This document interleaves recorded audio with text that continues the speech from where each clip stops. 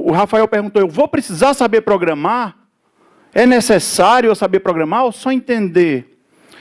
Vai depender de onde é que você quer chegar.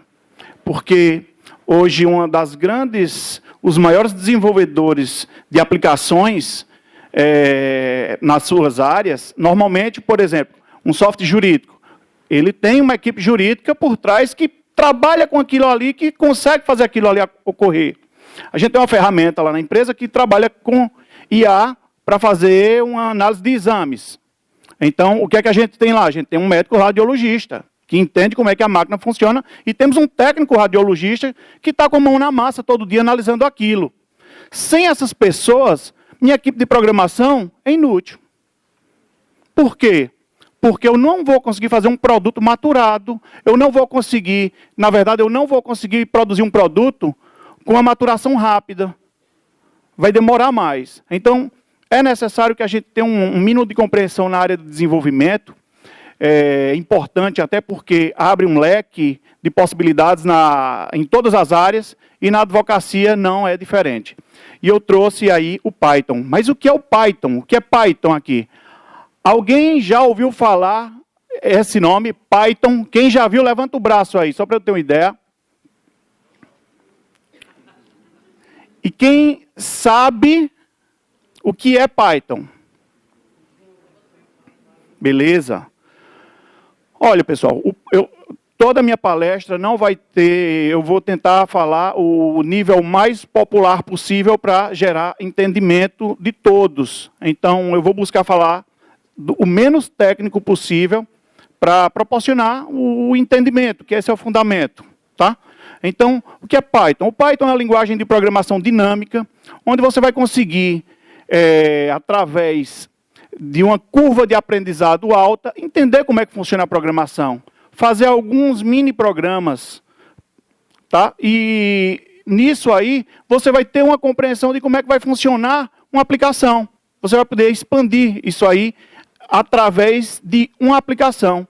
E aí, para explicar o que é Python, eu trouxe aqui a aplicação do 5W2H. Por quê? Porque eu vou buscar da maneira mais resumida transmitir isso aí para vocês, pelo tempo e para provocar uma maior cognição. Tá? Então, vamos começar aí com quando. Em 1991, o Guido van Rossum, ele era um desenvolvedor em C e viu uma possibilidade de desenvolver um produto que fosse mais prático, que tivesse um nível de curva de aprendizado maior.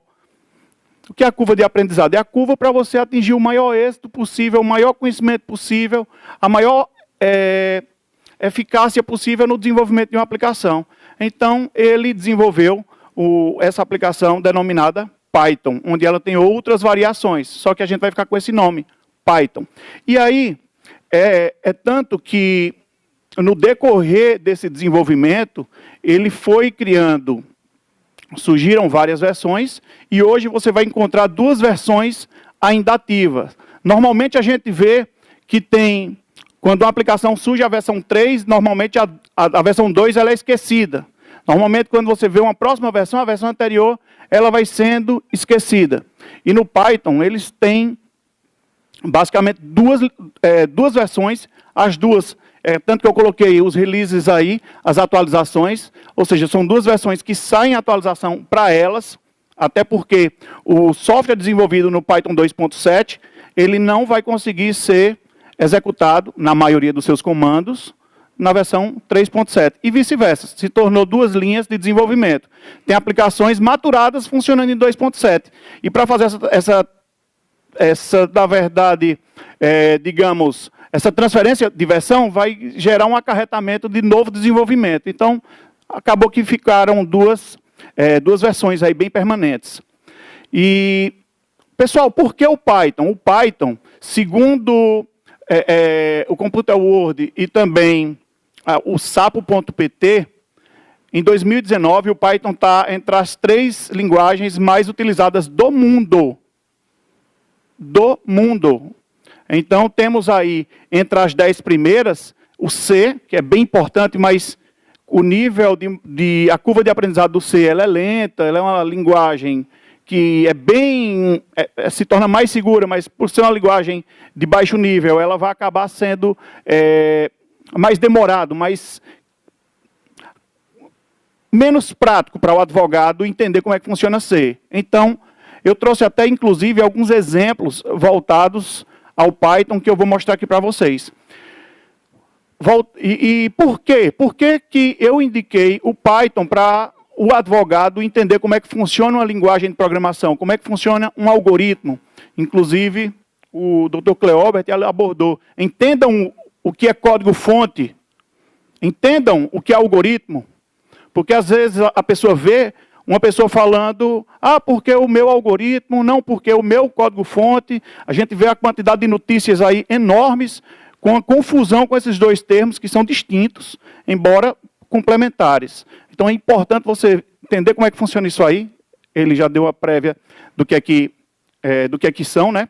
E aí, pessoal, no Python, como eu falei, a curva de aprendizado dele, ela é alta, ela tem um grande nível de compatibilidade, podendo ser trabalhado em plataformas desktop, em mobile, né? A pronúncia, e também aplicações desktop, desenvolvimento de jogos, tudo isso aí. E aí, o Python ele tem um leque de bibliotecas que você pode encontrar pela PIP. Então, essas bibliotecas Python, elas facilitam bem o desenvolvimento de aplicações. Por quê? Você não vai precisar desenvolver muita coisa necessária para fazer uma análise de IA, por exemplo.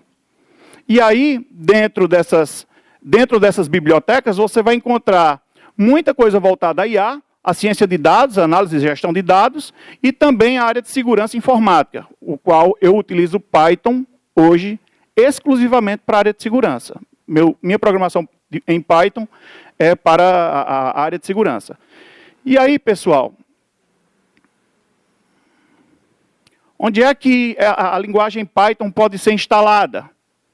Falando dessa maneira, onde é que ela pode ser preparada para fazer a interpretação do teu código? Então, eu coloquei essas 3 plataformas, onde você vai poder utilizar tanto no Windows quanto no Linux. A maioria das distribuições de Linux já vem com Python instalado nelas. E as versões Windows você faz a instalação para poder fazer a interpretação. E a Mac também. E aí, nada obsta de utilizar ele também nas aplicações mobile. E aí, pessoal, o que é que eu posso desenvolver com Python? Tudo. Eu vou deixar ele falar. O que é que eu posso desenvolver com Python? Tudo. Tudo. O Python hoje você vai poder utilizar para o mobile, para desktop, para web, para desenvolvimento de jogos, para verificação de vulnerabilidades, para pentest, tudo. Tudo. E aí, mas, detalhe, ele pode ser utilizado em tudo, mas é uma indicação para aprender Python pelo grau de facilidade dela. Mas cada projeto que você vai desenvolver, várias pessoas chegam assim, Cláudio, qual é a linguagem boa para se aprender? A resposta é uma resposta que o advogado conhece. Qual é a resposta? Depende. Depende. Pronto, a resposta é essa. Por quê? Às vezes você quer desenvolver um jogo, eu vou indicar Python. Tem outras coisas que vai dar certo, com a curva de aprendizado melhor. Ou então, às vezes, a curva de aprendizado não é tão boa, mas a eficiência, que é o grau de responsividade, de solução do problema, é mais rápido. Então, tudo aí vai depender do que é que você deseja desenvolver. Mas o Python, de início, vai servir para tudo. E você entender o Python, você vai conseguir ter uma prévia de um entendimento de outras linguagens de programação. E aí, pessoal, eu desenvolvi um códigozinho pequeno, só para vocês terem uma ideia, tá? Aí vocês vão ver que eu coloquei a opção print, estamos no quarto CNDD. Aí botei gostando igual, aí botei o comando de entrada, né? Isso aqui eu estou utilizando o Python na não gráfico, dizendo assim, estou usando a linha de código direto no Python do meu Linux. E aí, pessoal, eu coloquei uma opção ali, ó. If gostando igual assim, ele vai responder. Se a pessoa responder que está gostando do quarto CNDD, ele vai responder show. ano que vem nos veremos novamente aqui no 5º CNDD em Floripa. E caso você responda qualquer outra coisa, que não seja sim, já que eu não especifiquei o não ali, então ele vai responder, se não estás gostando é porque não veio, né? Até o 5º CNDD em Floripa. E aí, pessoal, eu coloquei as duas condicionantes aqui embaixo, ó.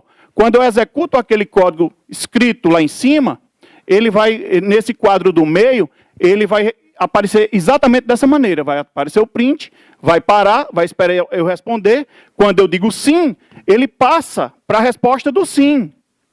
Quando eu digo não, ele vai passar para a resposta do não. Eu coloquei isso aqui para vocês, de certa forma, entenderem que existe um comando, por exemplo, if. Em todas as linguagens de programação, você vai encontrar, às vezes, outras nomenclaturas, switch, case, e aí vai. Mas o if, ele é presente praticamente em todas as linguagens de programação.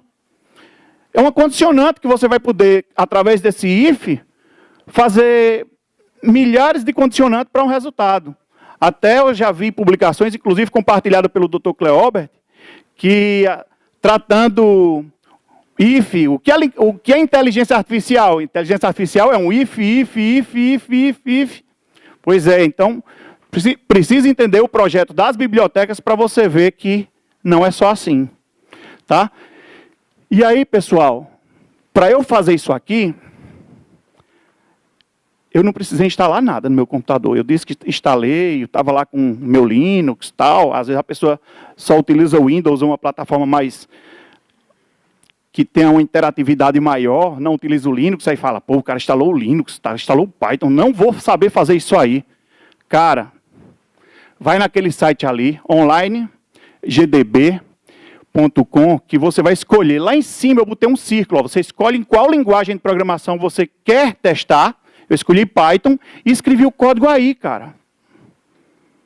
Tu vai lá, tu vai do teu celular mesmo, tu testa isso. Então, para quem não sabe instalar, não sabe o procedimento, testa aí antes de instalar, você vai entender como é que funciona. E outra, nesse quadro ali você vai ver que tem Perl, tem C, tem Java, JavaScript, uma porrada de linguagem de programação que vai facilitar você entender, inclusive o comparativo com ele, da linguagem de programação. Umas para escrever um termo prático, para printar um termo prático chamado Hello World. Então, no Python, eu utilizo uma linha. Tem linguagens em C, você vai escrever isso aí aproximadamente entre 15 e 20 linhas para fazer essa mesma função. Então, existe como você fazer um comparativo disso aí. Tá? E por isso eu trouxe aqui, eu até antecipei a fala, como desenvolver. Então, a resposta é aquela que eu falei, eu já antecipei a fala, que é o depende. Então, depende do que você deseja desenvolver.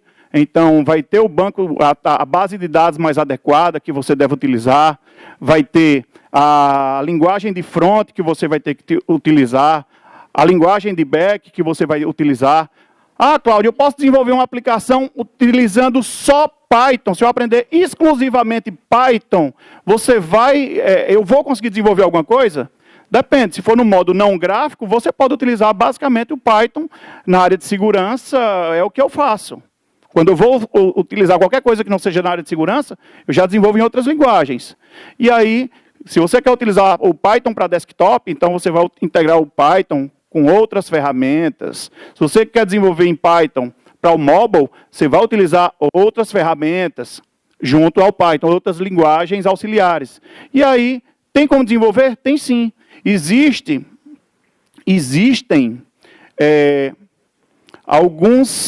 a denominação dela é framework, que vai poder auxiliar no desenvolvimento disso aí. Você talvez já tenham escutado um termo chamado Django, Python e Django.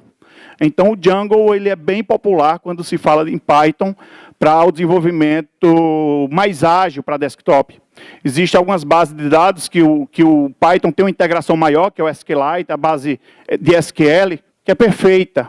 Você consegue fazer, utilizando o Python e o Bash do Linux, você consegue fazer uma análise em base de ciência de dados enorme, sem utilizar biblioteca alguma. Só o que tem no Python mesmo. Então, basicamente, a resposta, se você vai utilizar só o Python ou outras linguagens de programação, Depende. Depende do que você vai querer desenvolver. Mas por que eu estou trazendo o Python para os advogados? Vocês lembram que no começo eu falei que o melhor profissional, o software mais usável, o software que tenha uma resposta com que o profissional da área pensa, normalmente ele tem uma equipe daquele profissional por trás. Então, se a empresa de desenvolvimento vai desenvolver um software jurídico e não tem nenhum jurista para auxiliar no desenvolvimento, esse desenvolvimento vai ser perecido, ele vai ter uma eficiência mínima. E aí, não falo que não funciona, mas a eficiência é mínima. E aí, pessoal, quem vai utilizar esse tipo de programação? Para quem vai ser útil ser desenvolvedor? Se o advogado quiser ser desenvolvedor, ele vai poder contribuir desenvolvendo alguma ferramenta voltada para a área dele. A gente escuta o nome LegalTechs, então uma LegalTech desenvolvida. O advogado tem um conhecimento jurídico e tem um conhecimento em desenvolvimento, ele vai ter uma maior chance de êxito para uma pessoa que é só desenvolvedor. Outro ponto, se você é gestor de projetos, se você vai trabalhar, você já está em uma empresa e na área de advocacia, e você vai auxiliar em um desenvolvimento de um projeto de desenvolvimento de software, como é que você, com o conhecimento de advocacia puro, você vai poder auxiliar um desenvolvimento de uma aplicação? Ah, eu vou conseguir porque eu tenho conhecimento jurídico, beleza, mas eu estou falando o conhecimento junto da eficiência. E aí, pessoal, para você fazer também uma análise em uma aplicação, quando você vai fazer uma análise, ou para fazer auditoria em uma aplicação de um cliente teu, já que a gente fala-se muito em compliance digital, a gente fala muito em conformidade, a gente fala muito em governança, mas existe auditoria direta no software. Porque se você faz o compliance digital e o software tem mecanismos de vazamento, está furado. Então, você vai conseguir auditar isso aí. Então, o termo auditar pode ficar direcionado como auditor ou como pentester white box. E se você deseja ser um advogado e também analisar a área de software e querer ser um pentester nessa área, envolve muitos outros conhecimentos, mas se o pentester deseja trabalhar fazendo a parte de análise, a parte de testes de penetração, de testes de intrusão em aplicações web ou desktop, ele precisa ter o conhecimento de software. Não basta ter ele exclusivamente um conhecimento de segurança. Tudo que eu estou falando, coloquem a palavra eficiente. É com eficiência. Muitas vezes a pessoa diz, mas eu consigo e não sei programar. Eficientemente você não consegue. E aí, pessoal, qual o valor para você adquirir um Python? Uma linguagem, um interpretador desse, você instalar ele no teu computador e utilizar. Ele é gratuito. Você não vai gastar com essa aplicação, com esse interpretador, para facilitar o teu desenvolvimento. Mas existem bibliotecas gratuitas e existem bibliotecas, as bibliotecas de IA são caríssimas. Tem algumas bibliotecas do Google, do Facebook, que para você utilizar, ele te dá 30 dias e depois você tem que pagar uma mensalidade dessa biblioteca. E aí é onde entra o teu investimento. Se você desejar, se aquilo te dá uma rentabilidade, te dá um retorno, tu acaba tendo essa biblioteca dentro do teu orçamento. E aí, pessoal, um dos pontos que eu quis chegar para agregar ao conhecimento do Python, quando a gente fala de desenvolvimento de software, alguém aqui, eu não sei a área de todos, mas alguém aqui pensa em desenvolver alguma aplicação ou já desenvolve aplicação? Tem aqui vários, né? Pois é, essas pessoas, quem é advogado e está desenvolvendo ou deseja desenvolver? Levanta a mão aí. Beleza, são vários. E aí, pessoal, existe um ponto crucial. Existe um ponto crucial chamado design. Que até o Cleoberto falou também, né? Parece que a gente tinha combinado, né? Algumas coisas. Ontem eu sentei com esse moço aqui, com aqueles dois ali, a Betânia e o Gustavo e o Cleobert, pareceu, hoje quando eu assisti a palestra do Cleobert, parece que a gente tinha conversado e ele tinha feito o slide de hoje, depois que conversou comigo. Pois é. Aí aqui, o meu slide tem falando alguns detalhes que realmente, que ele citou. E, pessoal, mas o que é design? A pessoa já pensa, pô, é uma arte, é alguma coisa, tem a ver com Photoshop, com Corel, alguma coisa assim. O cara já pensa design dessa maneira, né? É comum, o cara sou designer. Faz o quê? Eu faço cartão de Photoshop e tal. Mas é isso mesmo. É essa concepção que a gente recebe, em primeira instância, até como autodidata, né?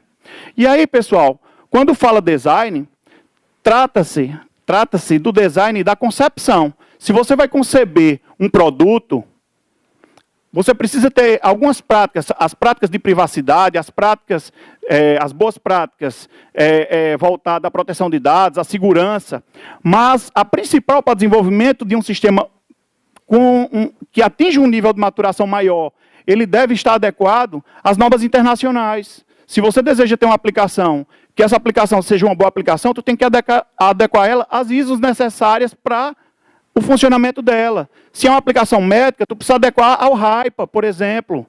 Porque se você não fizer isso, você vai sair do mercado. Inclusive os princípios fundamentais, constitucionais, e alguns princípios basilares para o desenvolvimento com base em usabilidade. As regras de usabilidade.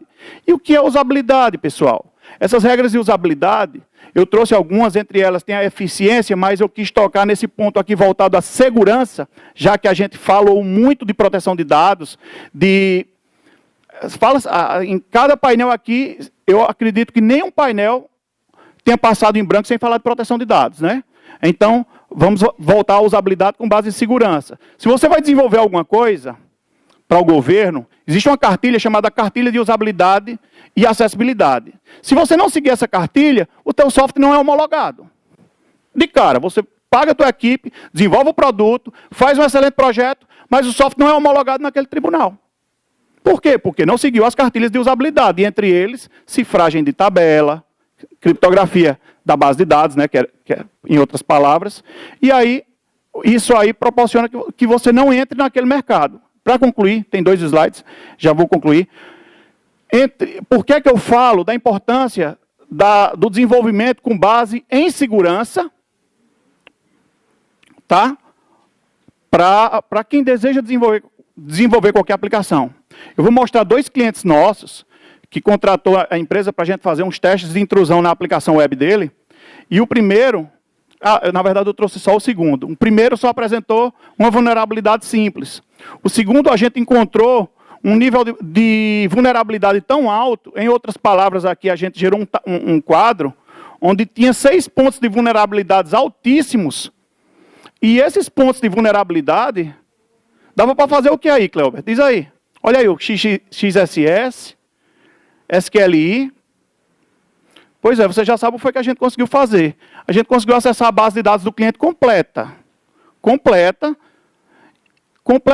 A gente foi que fez? A gente fez um backup dela, dropou a tabela, apagamos a tabela toda e deixamos só o nome que a gente tinha conseguido, fizemos um backup novamente e voltamos a tabela lá para o cliente. E aí, até o login e a senha do desenvolvimento estava lá sem cifragem alguma. Até a senha. A senha estava lá, claro, 1, 2, 3, 4, 5, 6, inclusive era a senha padrão. E aí, pessoal, será que esse desenvolvimento imprudente, sem gerar cifragem na tabela, vai recair nesse 186? Eu não vou ler para não prolongar. Será que vai recair sobre o 153 e 154 do Código Penal? Será que envolve o respeito à privacidade da Lei de Proteção de Dados? Será que ele está desrespeitando isso aí? Tá? Pessoal, obrigado. Essa era a contribuição que queria trazer aqui para vocês. Valeu, pessoal.